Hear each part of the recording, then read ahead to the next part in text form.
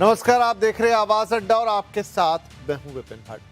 बाजार ने इस हफ्ते तेजी के साथ बंद होने का कमाल किया है। एक उम्मीद जो बाजार ने पैदा की है और ये टिकी है एफआईआईज और एफपीआईज को रिफॉर्म्स की उम्मीद की वजह से।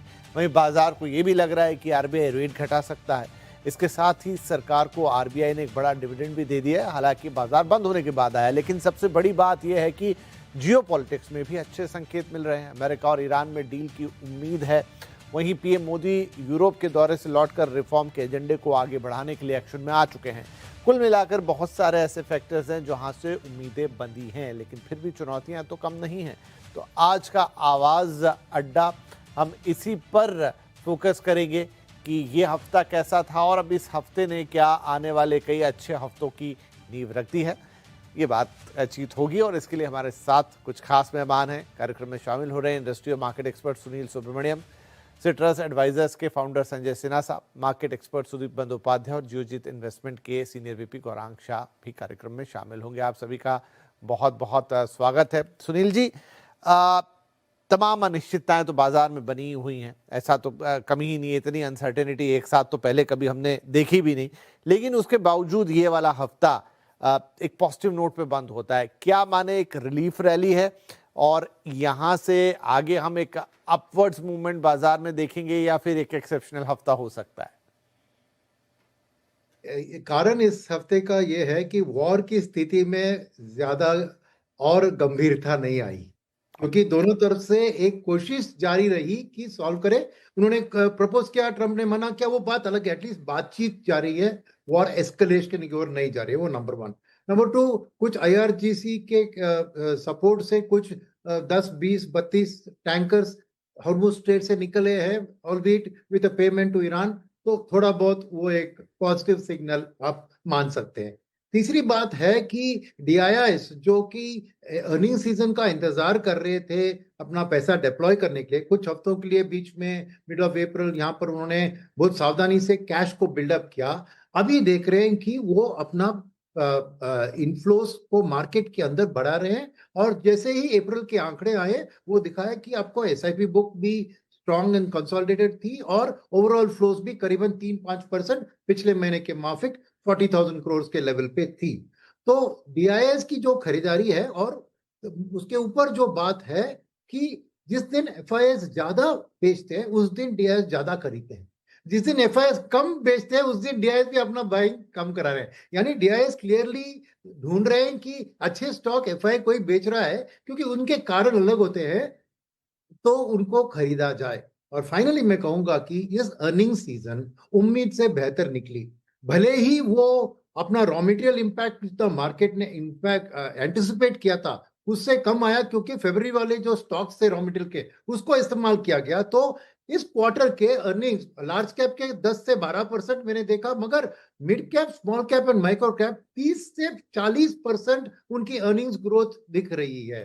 तो ये एक अच्छी चीज है। यस, Q1 के लिए शायद फुल वॉर इंपैक्ट दिखेगा, मार्केट सोचने लगी उसको शायद महीने 1.5 महीने के बाद। बट अब के लिए संकेत अच्छे हैं, लिक्विडिटी अच्छी है और माहौल और खराब नहीं हो रहा है। ऑयल 110 से 105 उसी लेवल पे रेंज ट्रेडिंग में जा रहा है। एफआईएस अभी भी बेच रहे हैं, नहीं तो मार्केट और भी बढ़ सकता था, मगर डीआईएस की स्ट्रॉन्ग सपोर्ट। डीआईएस माने इन डोमेस्टिक इन्वेस्टर्स की बात करो, मैं रिटेल, एचएनआई और डीआईआईस तीनों ने मिलाकर मार्केट को सपोर्ट दिया। इसलिए मेरा मानना है कि ब्रॉडर मार्केट में actually even better performance than the larger cap space में है, राइट। बट इसको याद रखिए कि इस हफ्ते उतना आसान नहीं था। रुपए भयंकर एक डिप्रिसिएशन जोन में आई गई थी, फिर लास्ट 2 डेज में आरबीआई ने थोड़ा कंट्रोल करके उसको वापस खींच लिया, मगर मिडिल ऑफ द वीक में वो डर भी था, याद रखिए, उसको भी मार्केट ने पार कर दिया। तो मैं दाग दूंगा कि डोमेस्टिक इन्वेस्टर की जो बेस है उन्होंने कॉन्फिडेंस रखा है इस चीज के ऊपर, ये बहुत बड़ी बात है। तो लिक्विडिटी प्लस कॉन्फिडेंस के ये शॉर्ट टर्म चैलेंजेस जियोपॉलिटिक्स के कारण उसके आगे आगे इंडिया बढ़ सकती है करके एक रिटेल और एचएनआई और डीआईएस में एक कॉन्फिडेंस है, वही मैं कहूंगा। इसके अलावा इसके आंकड़े देखकर ये देखकर बताने वाली बात नहीं है। ओके, नहीं नहीं, अच्छी बात है।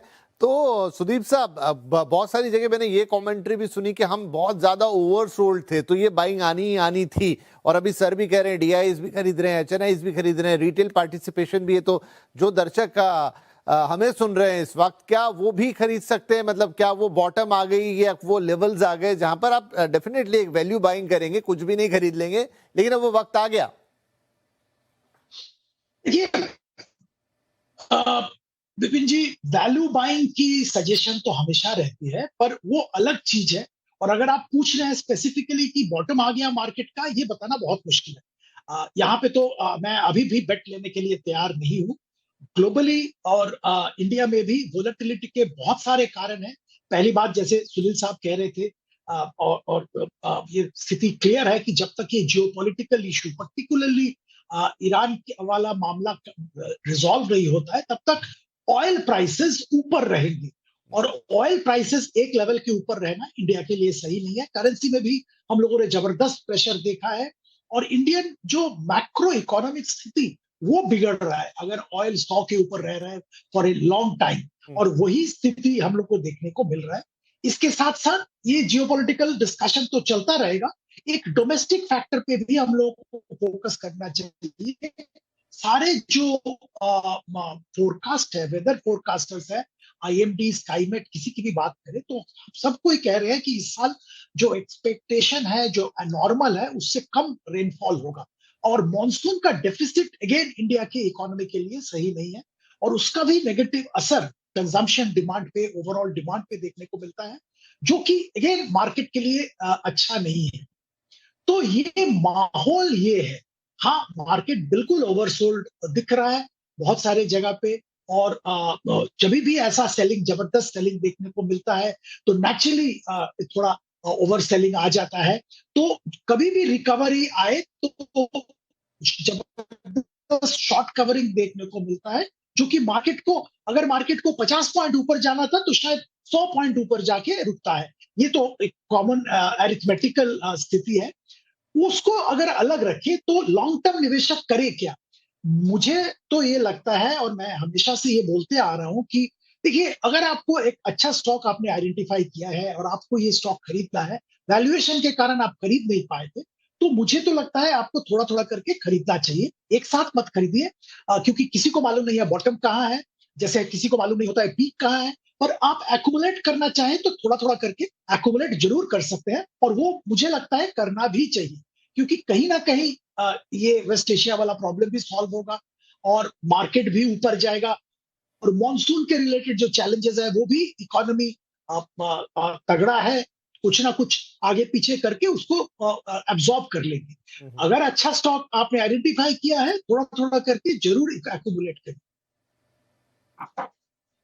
जी, तो अच्छे स्टॉक अगर आइडेंटिफाई किए हैं तो जरूर थोड़े थोड़े करके खरीद लीजिए। हालांकि सुदीप जी ने कहा, बिल्कुल ये नहीं कह रहे कि बॉटम आ गया है, कहा भी नहीं जा सकता, लेकिन हाँ, बाइंग हो रही है। और if you find anything good तो आप जरूर वहां से थोड़ा थोड़ा जमा करना शुरू कर सकते हैं। संजय जी, आप इस हफ्ते की बात करूं तो सेंसेक्स निफ्टी के कंपैरिजन में हमने देखा कि बैंकिंग इंडेक्स हो गया, मिड कैप इंडेक्स हो गया, ये इन्होंने ज्यादा मजबूती दिखाई। तो मैं आज का ही कमेंट्री सुन रहा था, तो एक रिस्क ऑन मोड में लौट आया बाजार, मुझे लेकिन समझ नहीं आया कैसे डिफाइन करेंगे इसे। तो ऐसा है कि ये जो असेसमेंट है, उसको अगर आप क्वांटिफाइबल नंबर्स में देखेंगे तो एफआईआईज की नंबर जो है वो बहुत बड़ी नेगेटिव है, और उसके कंपैरिजन में डोमेस्टिक का नंबर बहुत बड़ा पॉजिटिव है। तो हमारे ख्याल से यहीं पर आपके सवाल का जवाब है कि भले ही ग्लोबल इन्वेस्टर्स, जिनका ज्यादातर रुझान हमारे लार्ज कैप स्टॉक्स में रहा है, और मार्केट का अगर आप वेटेज देखें तो करीब 35% से ऊपर का वेट फाइनेंशियल सेक्टर में रहा है, अगर उनका रुझान नेगेटिव है तो ये लार्ज कैप इंडेक्स भले प्रदर्शन न दिया हो, लेकिन जहां लोकल पार्टिसिपेशन ज्यादा है, वहां पर अगर आप देखें तो वहां पे मिड कैप और स्मॉल कैप का प्रदर्शन ज्यादा अच्छा है। शायद वो इस बात को जताता है। विपिन जी, आई थिंक एक बहुत बड़ा सवाल है जिसका हम लोगों को जवाब खोजना चाहिए कि अगर आप अपने चारों तरफ देखें तो जो भी फैक्टर्स देखेंगे ना, तो उसमें लगता है कि अंधकार छाया हुआ है। क्रूड $100 के ऊपर है, रुपी डॉलर एक्सचेंज रेट 97 को टच कर गया। आईएमडी का प्रेडिक्शन अगर देखें तो 8% डेफिशिएंट मॉनसून की फोरकास्ट है। एफआईआई के नंबर्स वो नेगेटिव हैं। मिडिल ईस्ट से सप्लाईज सुधरेंगे वो भी दिख नहीं रहा। और प्रधानमंत्री ने पिछले सप्ताह पूरे देशवासियों को कहा है कि वो साल भर तक अपनी कमर कसें, तेल पे खर्च कम करें, सोना न खरीदें, विदेश यात्रा न करें। तो इतने सारे नेगेटिव अगर फैक्टर्स हैं, तो हमारा निफ्टी 23,500 के ऊपर क्यों है? आई थिंक वो सवाल सबसे महत्वपूर्ण है, जो हमें अपने सामने देखना चाहिए और उसकी जवाब खोजने की कोशिश करना चाहिए। मेरे ख्याल से अगर आप देखें तो 2-3 चीजें हैं जो आज के बाजार में हो रहा है। एक तो ये कि जैसा हमने सुना सुनील को भी कहते हुए, जो चौथी तिमाही के रिजल्ट आए, अगर आप एग्रीगेट बेसिस पर देखेंगे, तो एग्रीगेट बेसिस पे ये नंबर बहुत ही ज्यादा इंप्रेसिव है, जितना हमें उम्मीद नहीं थी। करीब-करीब 18-19% का पैट ग्रोथ है, अगर आप एक्स्ट्राऑर्डिनरी आइटम को निकाल दे तो इतनी अच्छी पैट ग्रोथ चौथी तिमाही में लोग एक्सपेक्ट नहीं कर रहे थे। साथ ही साथ अगर आप कमेंट्री भी सुनेंगे कॉर्पोरेट्स की, तो कॉर्पोरेट्स भले ही इस बात से हमें आगाह कर रहे हैं कि उनके मार्जिन पर प्रेशर आएगा, डिमांड को लेकर उन पे तो अनसर्टेनिटी है, लेकिन मायूसी वाली कमेंट्री वो कॉर्पोरेट से नहीं आ रही है। तो ये दूसरी बात हो गई। तीसरी बात, पिछला साल जो गुजरा उसमें आईपीओ का मार्केट बहुत गर्म था, तो बहुत सारा पैसा जो है वो मार्केट से आईपीओ उठाकर ले गए। पिछले कुछ महीनों में ये मार्केट बिल्कुल आईपीओ का बाजार जो है वो ठंडा पड़ गया है। यानी कि एक मेजर सेगमेंट जो बाजार से लिक्विडिटी लेके जा रहा था, अब वो बाजार में नहीं है। तो वो जो लिक्विडिटी है वो कहाँ जाएगी? वो तो फिर सेकेंडरी मार्केट में आएगी, और शायद सेकेंडरी मार्केट में लोकल इन्वेस्टर्स का interest mid and small cap में ज्यादा रहता है। तो वो शायद एक्सप्लेन कर रहा है कि हम पिछले सप्ताह ही नहीं, अगर आप ईयर टू डेट परफॉर्मेंस देखेंगे तो भी आप पाएंगे कि mid cap and small cap index का प्रदर्शन जो है वो लार्ज कैप इंडेक्स से ज्यादा है। तो मेरे ख्याल से कहीं ना कहीं एक उम्मीद की किरण तो मैं नहीं कहूंगा, एक उम्मीद जो बाजार में स्ट्रॉन्ग फाउंडेशन लेकर बैठा है, वही ये रिस्क ऑन एनवायरनमेंट को भारत में बरकरार रखा है, और उसका रिफ्लेक्शन कई जगह दिख रहा है। जैसे एसआईपी के फ्लोज वो कम नहीं हो रहे हैं। म्यूचुअल फंड के नंबर्स अगर आप देखें तो जिस महीने इंडेक्स गिरता है उस महीने जो नेट फ्लोज है टू इक्विटी फंड्स वो ऊपर चला जाता है। जैसे पिछले महीना 40,000 करोड़ चला गया। तो ओवरऑल अगर आप देखें तो मुझे लगता है कि जो रिटेल डोमेस्टिक इन्वेस्टर है जी, उसने भारत के बाजार से उम्मीद नहीं छोड़ी। राइट, खूबसूरत व्याख्या थी सर, ये आपने बड़े अच्छे से मेरे सवाल के जवाब को दिया, बहुत डिटेल में जाके। नव गौरांग सर भी आ गए। गौरांग सर आ ही रहे थे कार्यक्रम में, उससे पहले बड़ा ऐलान आया आरबीआई की तरफ से बड़े डिविडेंड का, जो कि एंटिसिपेटेड था, लेकिन वो बाजार को खुश करने वाली खबर तो थी ही। आगे अगले हफ्ते भी शायद उसका असर हमें देखने को मिलेगा। तो ये एक राहत है, इसका असर bond yield, fiscal deficit, liquidity, इन सब पे तो इनफैक्ट दिखेगा ही दिखेगा, लेकिन बाजार के कितना काम आएगा? और जो पूरी चर्चा में अब तक तीनों मेहमानों से गुजरते हुए आए और एक एंटिसिपेशन लगाने की कोशिश कर रहे हैं कि ये हफ्ता जो अच्छा गया, क्या ये कई अगले अच्छे हफ्तों की नींव डाल गया है? बहुत बहुत धन्यवाद विपिन जी, मंच पर आमंत्रित करने के लिए। सबसे पहले तो आप सभी से क्षमा चाहूंगा, विलंब से मैं जुड़ रहा हूं आप लोगों के साथ कार्यक्रम में, तो इसके लिए मैं क्षमा चाहता हूं आप लोगों से।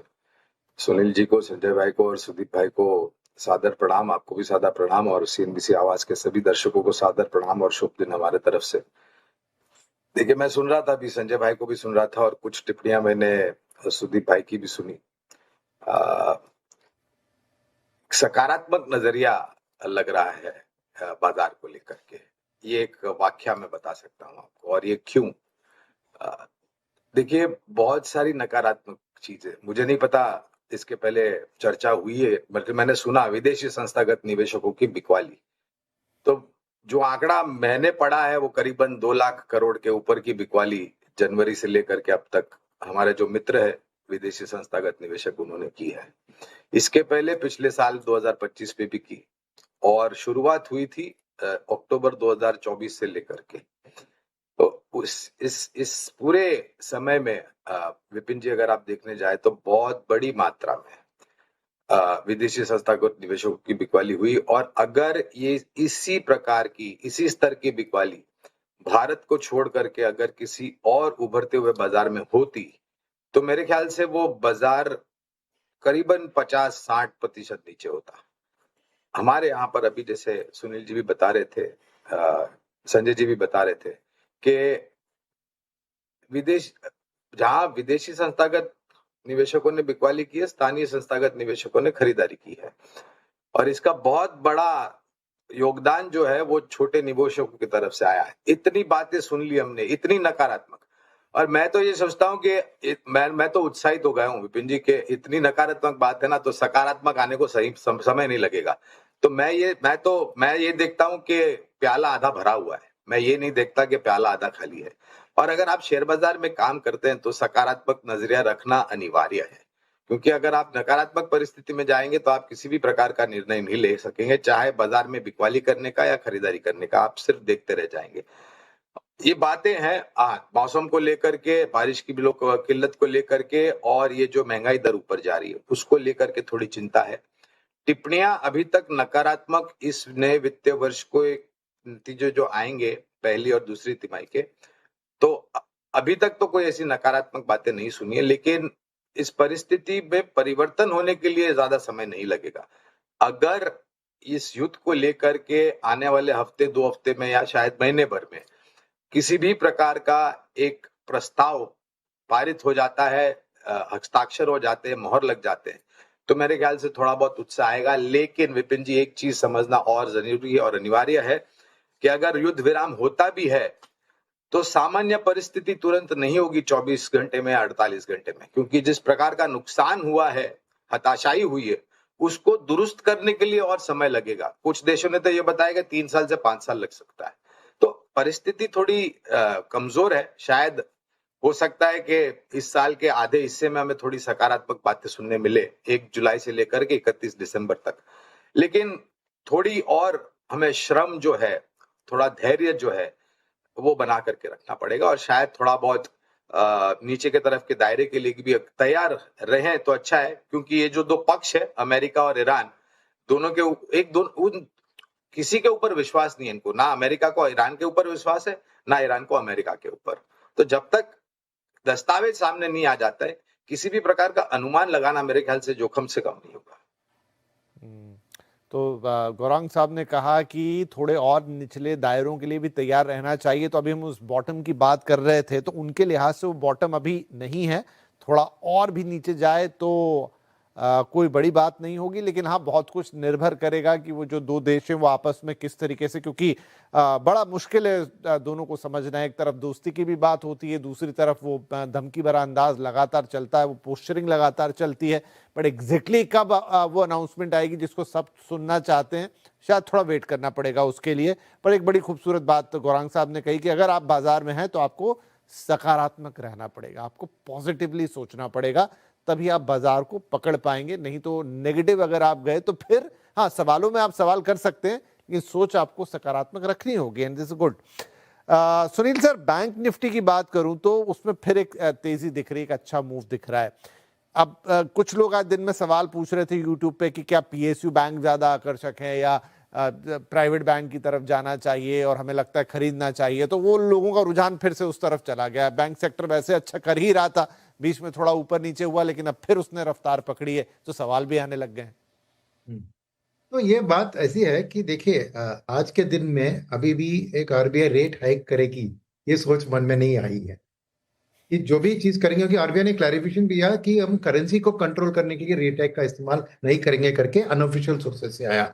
और सेकंड बात है कि रेट हाइक क्यों आउट ऑफ द कंसिडरेशन में है, वो इसका कारण ये है कि ये सप्लाई साइड का इन्फ्लेशन है, जो ऑयल के जरिए, करेंसी के जरिए और एल नीनो के जरिए जो सप्लाई साइड में हो रहा है, उससे रेट हाइक करके इन्फ्लेशन को कंट्रोल नहीं किया जा सकता है, क्योंकि हमारे साइड में डिमांड साइड का पुल से इन्फ्लेशन बढ़ा नहीं है। तो इसलिए आरबीआई ऑल्सो ऑलवेज एक गवर्नमेंट को पॉजिटिव सपोर्ट देने की अभी तक की उन्होंने दिखाया है कि front loading the rate cut या लिक्विडिटी की स्टेप्स जो भी है एक सपोर्टिव चीज है। और अगर रेट हाइक करेंगे तो जो ग्रोथ आ रही है एज इट इज ऑयल के प्रॉब्लम के कारण ग्रोथ में थोड़ी दबाव की बात सब इकोनॉमिस्ट कर रहे हैं, मगर और भी दबाव बढ़ जाएगा अगर ये रेट हाइक भी जोड़ देंगे तो मार्केट में एक फीलिंग है कि आरबीआई करेंसी के लिए स्टैंड अलोन इंटरवेंशन चाहिए, स्पॉट में जाके बाइंग करो या बाय सेल स्वैप से फॉरवर्ड को रेट को कंट्रोल करो। करेंसी मैनेजमेंट को अलग मैनेज कर रही है, इंटरेस्ट रेट को लेकर करेंसी को मैनेज नहीं करेगी, और सिचुएशन भी एक रेट हाइक के लिए नेगेटिव सोच होगी तो शायद नहीं होगा। ये सोच है जो एक रैली के लिए मेरे मन में लग रहा है, क्योंकि उसके अलावा देखे उसके पहले रैली के पहले जो गिरावट थी वो इसी डोमेस्टिक में जीसेक की रेट 7.12 गई तो ट्रेजरी होल्डिंग्स का मार्क टू मार्केट से नुकसान होगा, ऐसी बातों भी चल रही थी, और डिपॉजिट मोबिलाइजेशन नहीं हो रहा है तो दबाव है। मगर क्रेडिट ग्रोथ स्ट्रांग है तो अल्टीमेटली बोरोअर्स को वो फेस करना पड़ेगा।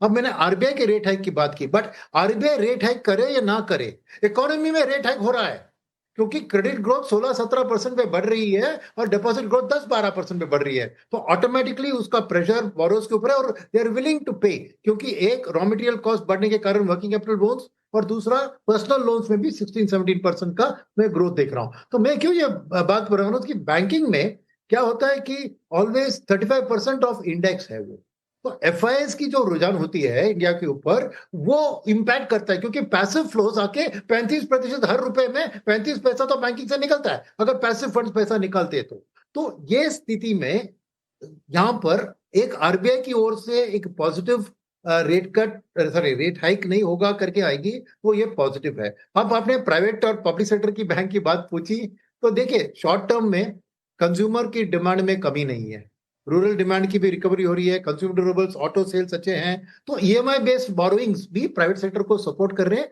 तो मेरा मानना है कि वो शॉर्ट टर्म में प्राइवेट सेक्टर बैंक्स का कंज्यूमर लेंडिंग स्पेस में उनका मार्केट शेयर एनबीएफसीज और बैंक्स का ज्यादा है, मगर पब्लिक सेक्टर बैंक्स में कैपिटल गुड्स साइकिल को फाइनेंस करने की क्षमता है जिसको वक्त लगेगा, थोड़ी देर लगेगी, मगर लॉन्गर टर्म में वो जरूर आके एक आपको उनके लिए स्मॉल एमएसएमई एसएमई लेंडिंग में उनका मार्केट शेयर बहुत तगड़ा है और उनका कासा का बैलेंस भी ज्यादा है कंपेयर टू प्राइवेट सेक्टर, ये उनके लिए एक मजबूत स्थिति दिलवाती है। तो मेरा मानना है तो आपको स्प्लिट करना है तो आपकी short term versus long term approach से लेकर कीजिए। आप ज्यादातर लॉन्ग टर्म निवेश करें तो ज्यादा पीएसयू बैंक्स को उठा लीजिए, और बहुत शॉर्ट टर्म आउटलुक है तो बैंकिंग से प्राइवेट सेक्टर बैंक्स में शॉर्ट टर्म में आपको एक सेफ्टी फैक्टर भी होगी और एक उनके पास वेल कैपिटलाइज लार्ज है तो वॉलिटिलिटी भी कम रहेगी, तो इस हिसाब से आप देख लीजिए। बट बैंकिंग एक कोर है, मैं कहता हूं कि सकारात्मक व्यू हो या नकारात्मक व्यू हो, बैंकिंग का पोर्टफोलियो आपके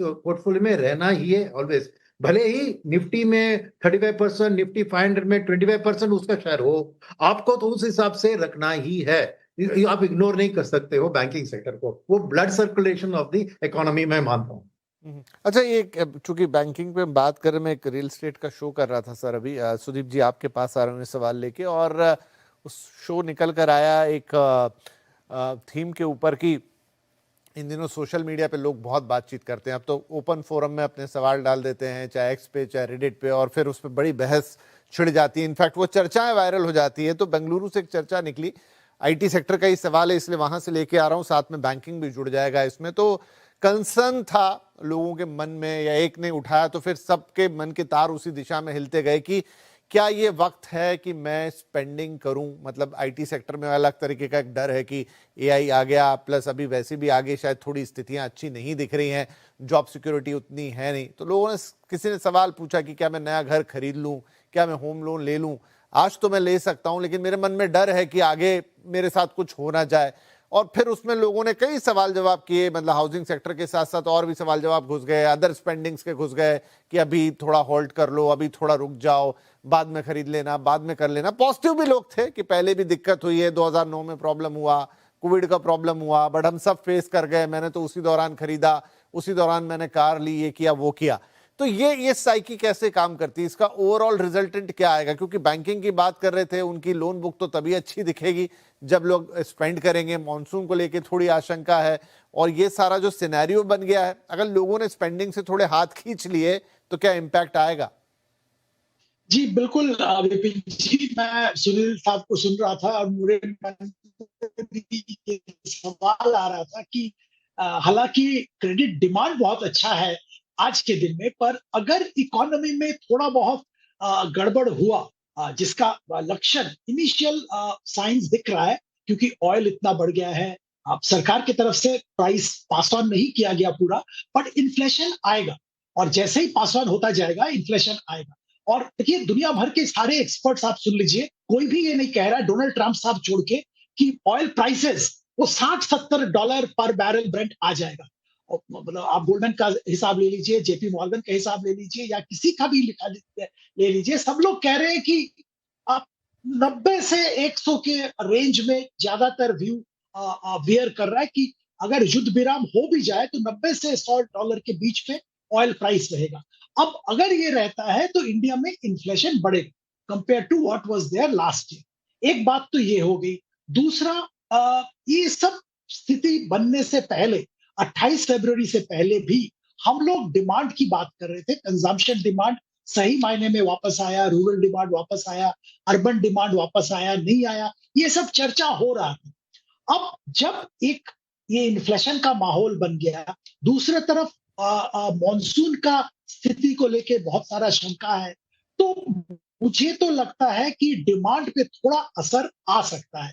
और अगर डिमांड पे असर आया, उसका इम्पैक्ट क्रेडिट डिमांड पे भी आएगा। और जैसे आप जिक्र कर रहे हैं, रियल एस्टेट की बात करें या कोई भी बड़ा परचेज की बात करें, कंज्यूमर ड्यूरेबल बड़े लार्ज आइटम्स की बात करें, तो वहां पे एक दबाव देखने को मिल सकता है। डिमांड में थोड़ा बहुत रिडक्शन परमानेंटली पोस्टपोन कर देगा, पर बिल्कुल ये बात सही है कि वो थोड़ी देर के लिए रुक जाएगा। अब यहाँ पे दूसरी बात भी इंपॉर्टेंट है कि जैसे आपने भी कहा कि लोग कह रहे हैं कि मैंने कोविड के टाइम लिया था, मैंने 2009 में लिया था। हाँ, बिल्कुल सही है। जिसने 2000 में लिया उसने बहुत अच्छा उसको फायदा हुआ। जिसने कोविड के टाइम लिया उसको भी लॉटरी जैसा लगा, शेयर लिया या घर लिया या कुछ भी लिया। तो कोई भी क्राइसिस के टाइम अगर कोई मन बना के कुछ बड़ा इन्वेस्टमेंट कर पाए, हमेशा हम लोगों ने देखा है कि उसका नतीजा बाद में अच्छा होता है। पर वो करने की हिम्मत होनी चाहिए, और वो करने के लिए आपके पास क्या एक एक तरह का सपोर्ट होना चाहिए। अनफॉर्चुनेटली वो ज्यादातर लोगों के पास नहीं होता है। और हम ये स्पेसिफिक इंडिविजुअल्स की बात नहीं कर रहे हैं, हम ओवरऑल इकोनॉमी की बात कर रहे हैं। तो जैसे कोविड के टाइम इनिशियली डिमांड कम हो गया था, या तो 2009 में जैसे डिमांड कम हो गया था, अगर ये क्राइसिस, वेस्ट एशिया वाला क्राइसिस थोड़ा देर और चलता है, ऑयल प्राइस बाकी $100 के आसपास घूमता रहता है, मॉनसून एक्चुअली खराब होता है, तो ये सब जरूर डिमांड पे प्रेशर लाएगा। और डिमांड का प्रेशर क्रेडिट के भी क्रेडिट डिमांड में भी वो प्रेशर देखने को मिलेगा। और देखिए, क्रेडिट डिमांड में जब प्रेशर आता है तो एक साइड में क्रेडिट का प्रेशर आता है, दूसरे साइड में रिकवरी, कलेक्शन, उसमें भी दबाव देखने को मिलता है, जिसका नतीजा एसेट क्वालिटी में रिफ्लेक्ट करता है। तो ओवरऑल अगर आप सिनेरियो देखेंगे तो थोड़ा अनसर्टेन, फॉगी सिनेरियो है आज के दिन में। इसका मुख्य कारण है वेस्ट एशिया का वार। दूसरा छोटा कारण अभी भी लग रहा है कि एल नीनो का इंपैक्ट, जो कि मॉनसून पे टिक सकता है। पर इंडियन इकोनॉमी में बहुत सारे ऐसे लीवर्स हैं जो कि स्ट्रांग है, जो कि हम लोगों को आगे ले जाएगा। इसके आगे भी हम लोग प्रोग्रेस करेंगे। पर जैसे सुनील साहब ने पहले एक बात कहा, शॉर्ट टर्म की बात कर रहे हैं या लॉन्ग टर्म की बात कर रहे हैं। अगर आप शॉर्ट टर्म की बात कर रहे हैं तो मुझे तो लगता है सतर्क रहना चाहिए। अगर आप लॉन्ग टर्म की बात कर रहे हैं तो बिल्कुल कोई चिंता की बात नहीं है। आप अच्छा पोर्टफोलियो बनाइए, अच्छा घर लीजिए, कोई दिक्कत नहीं है इंडियन इकोनॉमी में long term. Right, long term अच्छा है, लेकिन शॉर्ट टर्म में इश्यूज हैं। संजय सर, तो आईटी का जिक्र ही कर रहा था, एक आईटी वाला सवाल भी मन में था कि सेक्टर अभी दबाव में, लेकिन जो घरेलू थीम वाले सेक्टर्स हैं वो मार्केट में कह सकते हैं थोड़ा आउट परफॉर्म कर रहे हैं। तो क्या अगले हफ्ते या आने वाले कुछ हफ्तों में कोई सेक्टर रोटेशन होता हुआ दिखाई देगा? विपिन जी, कुछ तो सेक्टर रोटेशन ऑलरेडी बाजार में दिख रहा है। जैसे कि आपने सवाल किया था कि क्या बाजार बॉटम आउट कर गया है और हमें खरीदना चाहिए कि नहीं। देखिए, बाजार का बॉटम और सेक्टर का बॉटम जरूरी नहीं है कि एक साथ हो। सारे सेक्टर्स एक साथ बॉटम नहीं करते, सारे सेक्टर्स एक साथ टॉप भी नहीं करते। अब भले ही हम आज 23,500 23,600 पॉइंट के आसपास जो भी खड़े हों, लेकिन अगर आप इंजीनियरिंग और इंडस्ट्रियल इक्विपमेंट कंपनी के स्टॉक्स देखेंगे तो उन्होंने पिछले कुछ महीनों में उनके प्राइस तो डबल हो गए। तो एक सेगमेंट बाजार का है जो कि अभी भी चल रहा है और उसमें कोई भी रुकावट नहीं आई, और उसका मैं समझता हूं फंडामेंटल कारण भी है, क्योंकि अगर आप चौथी तिमाही के रिजल्ट देखें तो जिस तरह के रिजल्ट्स इंजीनियरिंग और इंडस्ट्रियल इक्विपमेंट की कंपनी ने दिया है, उस तरह का रिजल्ट उन्होंने पहले कभी नहीं दिया है। तो आज हम जहां खड़े हैं, मुझे लगता है कि कुछ तो सेक्टर रोटेशन साफ दिख रहा है। जैसे फॉर एग्जांपल ये दो सेक्टर जो मैंने नाम लिए उसमें तो पैसा जाते हुए दिख रहा है। दूसरा, हमारे ख्याल से फार्मा के प्रति लोगों का आउटलुक बहुत तेजी से बदला और कई ऐसे फार्मा के स्टॉक्स हैं जिनमें गतिविधि आई है। फार्मा इंडेक्स में भी एक्शन आया है। तो अगर आप अपॉर्चुनिटी के रूप में देखें तो मुझे लगता है engineering, industrial equipment, capital goods ये एक अपॉर्चुनिटी सेट है। डिफेंसिव के रूप में अगर आप देखें तो फार्मा एक डिफेंसिव अपॉर्चुनिटी है जहां पैसा जा रहा है। उसी संदर्भ में, चूंकि ये चर्चा का विषय भी है, आईटी के बारे में आपने जो सवाल उठाया, मेरे ख्याल से अब आईटी का नजरिया भी धीरे धीरे बदल रहा है। मैं आपको एक प्रैक्टिशनर के रूप में बता सकता हूं कि अगर हम समझ रहे हैं कि एआई का आगमन ट्रेडिशनल आईटी को बिल्कुल वाइप आउट कर देगा, तो ये नजरिया गलत है। क्योंकि देखिए, जो एआई है ना, वो भी बिना कॉस्ट के नहीं आ रहा है। एआई में आपको कोई भी एप्लीकेशन यूज करने के लिए आपको टोकन खरीदने पड़ते हैं। खास करके एंटरप्राइज जब एआई यूज करती हैं तो उनको टोकन खरीदना पड़ता है और वो टोकन बहुत जल्दी एग्जॉस्ट हो जाता है। अगर आपने हाल में न्यूज आइटम देखा होगा, सेल्स फोर्स ने कैलेंडर ईयर 26 के पहले 4 महीने में पूरे पिछले साल का टोकन जितना खर्च किया था उतना उन्होंने यूज कर लिया। तो आप जब आज एआई यूज करना चाहते हैं अपने एंटरप्राइज के प्रोसेसेस में, तो आपके पास चुनाव रहेगा कि क्या आप सारे प्रोसेसेस को एआई के द्वारा निर्धारित करेंगे या कुछ ट्रेडिशनल जो सॉफ्टवेयर के प्रोसेसेस हैं उनको भी साथ ही साथ चालू रखेंगे। तो देखिए, एंटरप्राइज हमेशा कॉस्ट और बेनिफिट को एनालाइज करेगा। मेरे ख्याल से अब ये रियलाइजेशन लोगों को धीरे धीरे आ रहा है कि जो ट्रेडिशनल सॉफ्टवेयर सर्विसेज है उसकी भी रेलेवेंस रहेगी, एआई का भी रेलेवेंस रहेगा। दूसरी बात, एंटरप्राइजेस एआई को बिना गार्ड रेल्स के इंप्लीमेंट नहीं करेंगी, क्योंकि उनके लिए कंप्लायंस का रिस्क, डिसरप्शन का रिस्क बहुत ज्यादा है। तो उनको ये गार्ड रेल्स बना के कौन देगा? सॉफ्टवेयर की कंपनीज ही देंगी। तो ये एक दूसरा नजरिया है जहां पर कि हमारी सॉफ्टवेयर कंपनी का रेलेवेंस बन जाता है। और कोई भी सेक्टर हो, कोई भी स्टॉक हो, अगर आपने उसको इतना ज्यादा पीट दिया कि उसकी वैल्यूएशन अब इस लेवल पर चली आई है जहां पर यू कैन से कि वो अब खरीदने लायक हो गया है, तो बाजार का एक पैसा जो है वो उस तरफ भी मूव करता है। अगर आप देखें तो जिस तरह की वैल्यूएशन पर आईटी के स्टॉक्स चले गए थे, वो कोविड के समय के वैल्यूएशन के लेवल्स पे चले गए थे, तो एक पैसा उधर भी गया। तो जो सेक्टर रोटेशन है उसका मेरे ख्याल से 3 बकेट्स है। एक अपॉर्चुनिटी का बकेट है जिसमें इंजीनियरिंग, कैपिटल गुड्स है।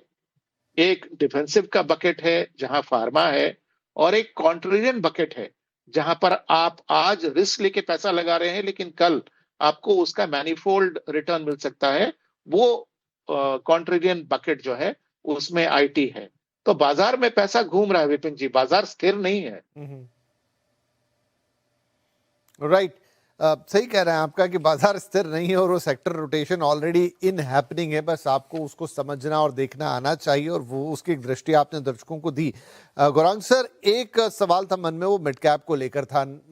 जो भी बाजार की स्थिति है उसमें, लेकिन उसने अपनी एक ऊंचाई बनाई है, बरकरार भी रखी है। तो क्या जो भी वैल्यूएशंस हैं वो थोड़े फिर चिंता को बढ़ाएंगे, या अर्निंग ग्रोथ उसे जस्टिफाई कर रही है अभी भी? ये आपको क्षेत्र के आधार पर देखना पड़ेगा। ऐसा नहीं है कि मिड कैप में आपने किसी आपकी जो उंगली है आपने किसी भी मिड कैप शेयर पर रख दी और आप ये अनुमान लगाएं कि आपको एक अच्छा मुनाफा खड़ा हो। ये मेरे ख्याल से ये मेरी विचारधारा है। मैं कितना सही गलत मुझे नहीं पता, लेकिन मैंने देखा है। तो क्षेत्र के आधार पर अगर आप कुछ चुनिंदा मिड कैप्स में निवेश करते हैं, तो उस परिस्थिति में जो मैंने देखा है कि एक उदाहरण देता हूं मैं अभी आपको। अभी आईटी क्षेत्र की बात कर रहे थे संजय जी। तो आईटी क्षेत्र में कई बार ऐसा हुआ है विपिन जी के मझौली आईटी कंपनियों ने दिग्गज आईटी से बेहतर आंकड़े लेके आए हैं और निवेशकों ने अगर दिग्गज आईटी को छोड़ करके मझौली आईटी कंपनी में पसंद की है निवेश करने के लिए लंबी अवधि के लिए, तो उसके ऊपर उनको जो मुनाफा भी है वो बड़ी दिग्गज कंपनियों से ज्यादा मिला है। अब की बार भी अगर आप देखें पिछले 2-3 हफ्तों में, तो कुछ चुनिंदा मिड कैप आईटी कंपनीज हैं जहां पर खबरों को लेकर के या फिर जो मैनेजमेंट ने टिप्पणियां करी है उसको लेकर के बाजार में काफी बड़ा उत्साह था।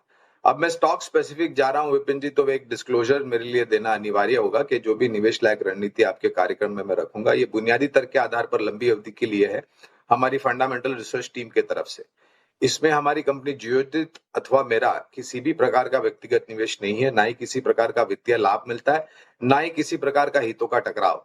लेकिन इस स्तर पर राय हम हमारे क्लाइंट्स को देते हैं तो संभव है उनका निवेश हो सकता है। तो उदाहरण के तौर पे जैसे मैं बता रहा, कोफोर्ज ले लीजिए, पर्सिस्टेंट सिस्टम्स ले लीजिए, कुछ छोटी श्रेणी की आईटी कंपनियां हैं। उदाहरण के तौर पर केपीआईटी टेक हो गई, साइंस लिमिटेड हो गया। पिछले 3 हफ्तों से हम देख रहे हैं एक आईपीओ आया था टाटा समूह की कंपनियों से, टाटा टेक्नोलॉजीज का आईपीओ आया था करीबन 700 के भाव के आसपास पा 1400 गया और वहां से लुढ़का तो आईपीओ के भाव के नीचे आकर के खड़ा था। लेकिन वहां पर भी जिस प्रकार के नतीजे आए और मैनेजमेंट ने टिप्पणियां करी है, तो क्षेत्र के आधार पर आपका प्रश्न का उत्तर देते हुए क्षेत्र के आधार पर फिर रक्षा क्षेत्र में कुछ चुनिंदा मझौली कंपनियां, अगेन एक छोटी मझौली कंपनियां, एक उदाहरण दे देता हूं।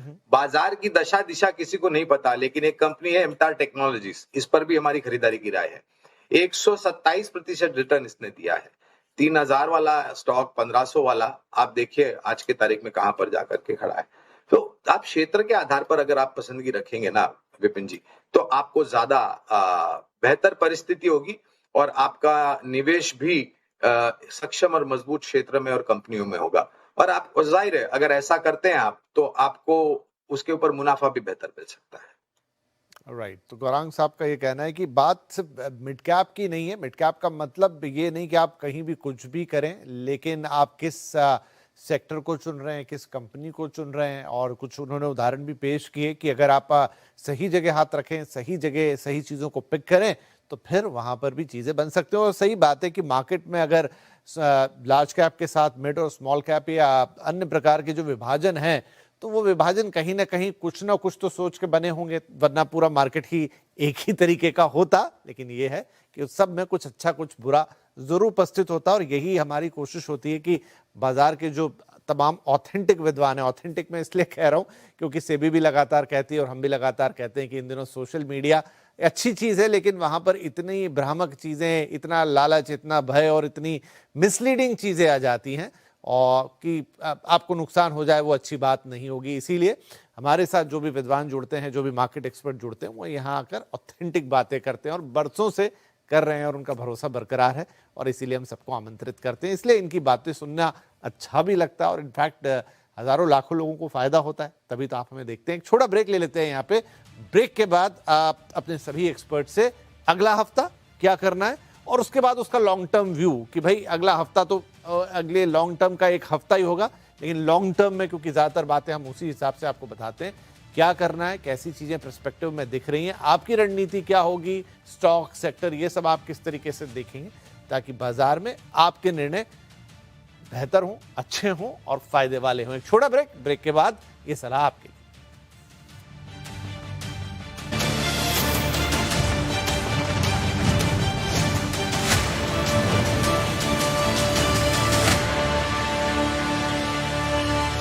Welcome back. आप देख रहे हैं आवाज अड्डा और आवाज अड्डा का भी फ्राइडे स्पेशल मार्केट अड्डा। और यहाँ पर हमने कहा कि बाजार का हौसला जो है वो बरकरार है, क्योंकि ये जो हफ्ता गया बाजार के लिए हौसले वाला हफ्ता रहा। तमाम पॉजिटिव नेगेटिव चीज़ों के बीच में बाजार ने अपना रास्ता देखा और खुद को एक मजबूती दिखाने का मौका दिया और सभी लोगों को भी एक उम्मीद जगाई कि भाई बाजार में टिकने का दम है और थोड़ा भी कुछ अगर उसे पॉजिटिव दिख रहा है, अच्छा दिख रहा है, तो वापस वो अपने फंडामेंटल्स की मजबूती दिखाते हुए खुद को खड़ा रख सकता है।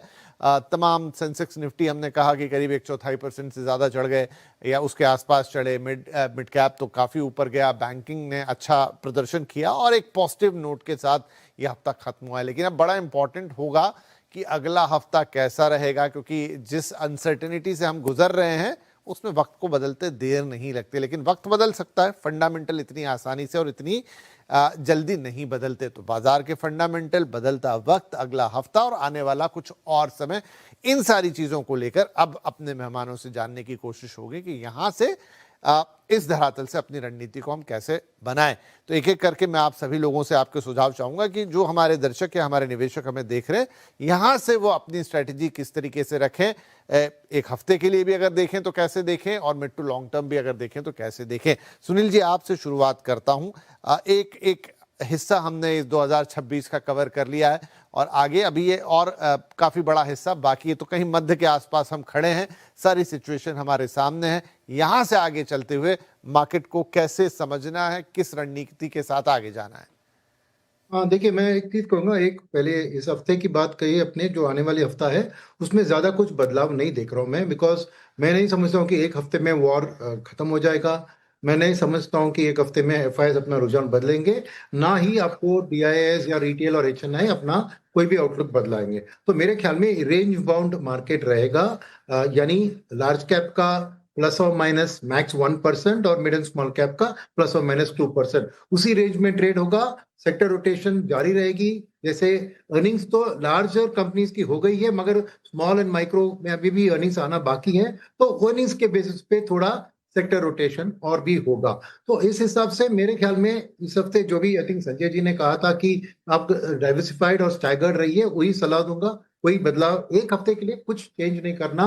अगर आप खरीदने वाले व्यक्ति थे तो खरीदते रहिए, और आप दूर रहने वाले व्यक्ति थे तो दूर रहिए, क्योंकि आपकी जो मेंटल आउटलुक वो दिख रही है आपकी एक्शन से। मीडियम टर्म में तो एब्सोल्युटली पॉजिटिव है, मगर सिचुएशन वर्स होने के बाद पॉजिटिव हो सकती है। और ये मैं क्यों बता रहा हूं कि अगर ये वॉर और एक महीना चला तो गीता गोपीनाथ जी, जो पहले आईएमएफ की चीफ इकोनॉमिस्ट थी और अभी हार्वर्ड में प्रोफेसर है, उनकी एक इंटरव्यू सुन रहा था और उनका मानना है कि एक महीना और ये वॉर चला तो तेल 140 जा सकता है। ऐसी भयंकर स्थिति हो गई तो ऑब्वियसली मार्केट में उसका रिएक्शन तो दिखेगा। तो एक चीज है कि you be prepared for the worst. अब वर्स्ट क्या है? वर्स्ट है कि तेल का दाम बहुत बढ़ता है, यानी वॉर जारी रहती है। और जब जुलाई फर्स्ट वीक में आपको नेक्स्ट जो एक ट्रिगर पॉइंट है, एक है जून में आरबीआई पॉलिसी। जो आरबीआई में अगर उन्होंने होल्ड सिचुएशन न्यूट्रल रखा और रखा तो मार्केट उसे खुशी से ले लेगी।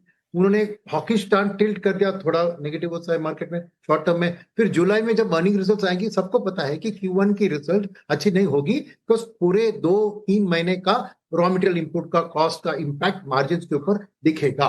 मगर बाय देन वॉर खत्म हो गया तो मार्केट इस बीते हुए क्वार्टर, जब Q1 बीते हुआ क्वार्टर होगा ना, उसको भूल जाकर आगे की सोचकर और आगे बढ़ जाएगी। तो वॉर एक क्रिटिकल फैक्टर है यहाँ पर। और वॉर अगर खत्म नहीं होता है तो Q1 अर्निंग्स के कारण थोड़ी दबाव आ सकती है in terms of increased FII selling pressure. पर डोमेस्टिक मेरे ख्याल में इतनी जल्दी अपना आउटलुक को एक बैरिश टेंडेंसी में बदलेगा नहीं, क्योंकि मार्केट ओवरसोल्ड है या नहीं, रिटेल एचएनआई को लग रहा है कि मार्केट ओवरसोल्ड है। Perception matters more than reality.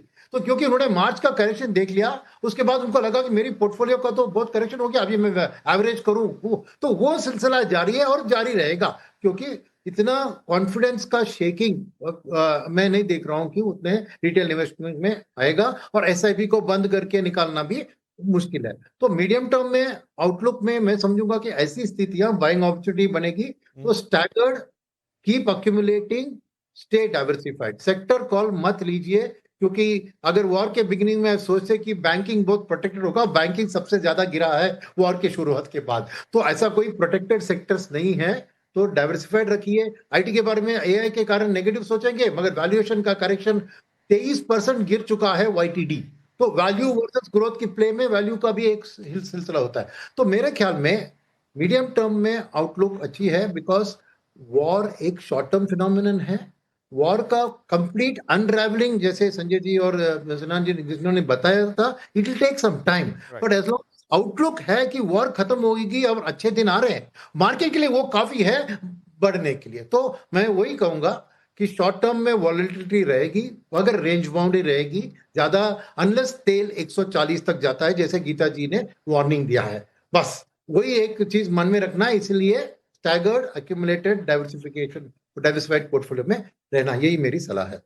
ईश्वर करे कि गीता जी के वार्निंग जो है वो सच ना हो, क्योंकि 140 का क्रूड तो बहुत तरह की दिक्कतें पैदा कर देगा। होपफुली वॉर जल्दी खत्म हो। सुदीप सर की मान लीजिए, अब एक हाइपोथेसिस ही लेकर चलते हैं, लग भी रहा है कि शायद अब वॉर अपने एंड की तरफ है, अनलेस कि कोई बहुत बड़ी फिर कोई चीज ना हो जाए, लेकिन जितना होना तो हो गया, अब धीरे धीरे वो एक कंक्लूजन की तरफ जा रहा है। लेकिन जैसा आपने भी जिक्र किया, सबने भी जिक्र किया कि वॉर का खत्म होना अपने आप में एक अलग बात होगी, और उसका जो इम्पैक्ट है वो अभी हमें लंबे वक्त तक झेलना होगा। लेकिन मैं ऐसे मानता हूं कि ये जैसा आईपीएल में एक स्ट्रेटेजिक टाइम आउट होता है ना, कि आपने थोड़ी देर के लिए गेम रोका और वहां से फिर नया गेम शुरू किया, तो बहुत सारे रिजल्ट बदलते हुए हम देखते हैं। तो ये अगर वॉर का एक आ गया कि चलिए एंड हो भी गया, लेकिन वहां से फिर जो नई परिस्थितियां हैं, रिकवरी का दौर और सब कुछ, उसमें किसी को अपनी स्ट्रेटेजी कैसे बनानी चाहिए? तो आप बिल्कुल सही कह रहे हैं। द मोमेंट, लेट्स से, जैसे आप कह रहे हैं, हाइपोथेटिकली हम लोग एज्यूम करते हैं कि वार खत्म हो गया, अगले हफ्ते कुछ अच्छा अनाउंसमेंट आ गया, तो ऑब्वियसली दुनिया भर के मार्केट और साथ में इंडिया का मार्केट में भी एक बहुत बड़ा छलांग ऊपर की तरफ लगाएगा। इसमें कोई दो राय नहीं है। बहुत शॉर्ट मार्केट है, सारा शॉर्ट कवर होगा, बहुत सारा खरीदारी होगा, एक एक्सूबरेंस मार्केट में देखा जाएगा। पर इसके आगे रियलिटी को संभालना पड़ेगा। रियलिटी क्या है? ये जो इंफ्रास्ट्रक्चर डैमेज हुआ है, ऑयल का सप्लाई रेगुलराइज होके नॉर्मल होने में 6 महीने से 1 साल लगेगा।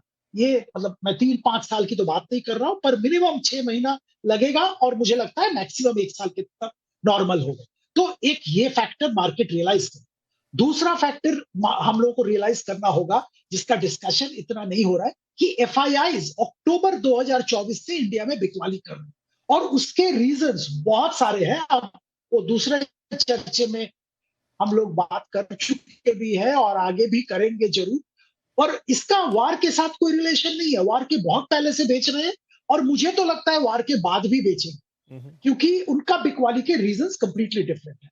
तीसरी बात है, मॉनसून का जिक्र हमने किया, जो कि इंडियन इकोनॉमी पे प्रभाव डालता है। वो हम लोगों को झेलना पड़ेगा, उसका डिस्कशन और उसका डिस्ट्रीब्यूशन कैसा होगा, कितना मॉनसून होगा, वो सब पे ध्यान रहे। तो मुझे लगता है कि एक बार अच्छा खासा यूफोरिया वार एंड होने का दिखेगा, उसके बाद रियलिटी विल स्ट्राइक, और हम लोग ये सब वापस डिस्कस करेंगे। और मार्केट के लिए एक रेंज के बाहर जाना थोड़ा मुश्किल है। इमीडिएटली हम लोग नहीं देख रहे हैं। वार खत्म होगा, एक्साइटमेंट आएगा, मार्केट 24,000 और 24,000 प्लस जाएगा एक बार, और उसके बाद once again reality will strike and market will come back in a range.